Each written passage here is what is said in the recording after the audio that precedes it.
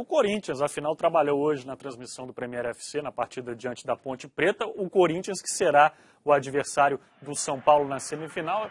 Vilarão, estão aí os melhores momentos da partida que você transmitiu hoje ao lado do Linhares Júnior. E aconteceu exatamente isso. É inevitável essas equipes que estão no momento decisivo da Libertadores oscilarem nessa questão da intensidade em relação ao campeonato estadual. Corinthians também. Corinthians hoje não jogou na plenitude da sua intensidade. Os 30 primeiros minutos, Bruno, amigos do Troca, a Ponte Preta tentou agredir, marcou pressão à saída de bola, tentou fazer, não deixar a pressão da torcida abaixar. Mas faltou condição técnica, faltou o Ramírez, que não pôde jogar por uma questão contratual, por ainda ser jogador do Corinthians. A Ponte tinha posse de bola, jogava mais tempo no campo do Corinthians, mas não conseguia transformar isso em gols.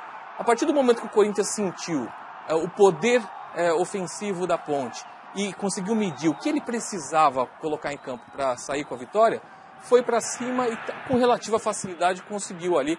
Edson Bastos, goleiro da Ponte, é bom que se diga, falhou no primeiro gol marcado pelo Romarinho, mas o Corinthians ali com tranquilidade impôs seu ritmo de jogo e já virou com 2-0 tranquilo.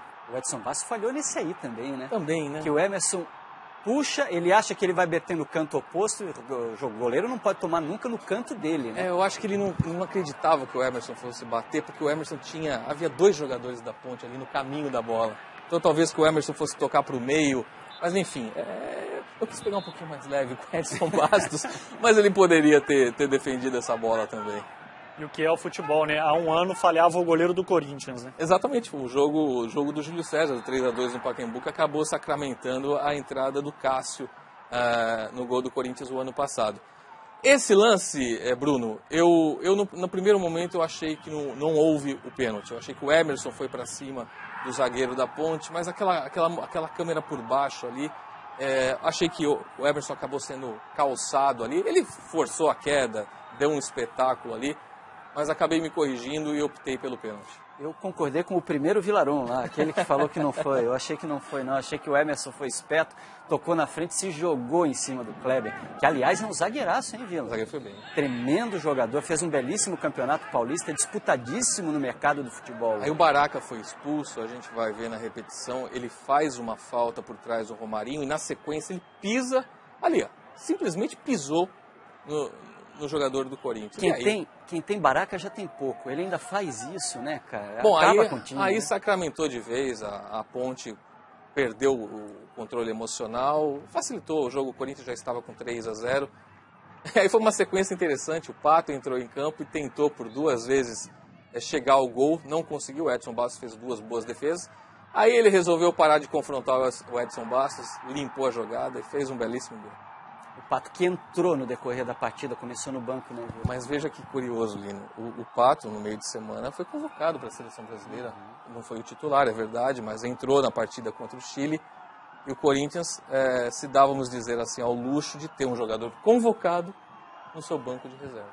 É que o Tite, nesse momento, está tendo que escolher entre Pato e Guerreiro, né? Porque o Emerson está bem de novo, o Emerson não vinha num ritmo tão legal, voltou, né, a crescer. Ele podia colocar o Pato na do Romarinho, mas aí ele ia perder o jogador de apoio na marcação pelo flanco, pelo lado do campo, né? E o Tite adora jogar. O Corinthians é quase um 4-1-4-1, ou seja, ele faz uma linha de 4 zagueiros mesmo, que os dois laterais não sobem, tem o Ralf ainda pro meio para fechar, às vezes em linha de 5 jogadores, e os caras dos cantos ajudam a marcar. O time do Corinthians marca como não marcava nem no ano passado. No ano passado o Tite ainda tinha dúvida se o Douglas era titular ou não era, botou bastante o Douglas, até a entrada do Mundial, o Douglas ainda brigava de verdade por posição no Corinthians. Hoje não briga mais, é o Danilo ajudando a marcar naquela linha de 4, outra linha de 4, o Ralf enfiado no meio dos zagueiros.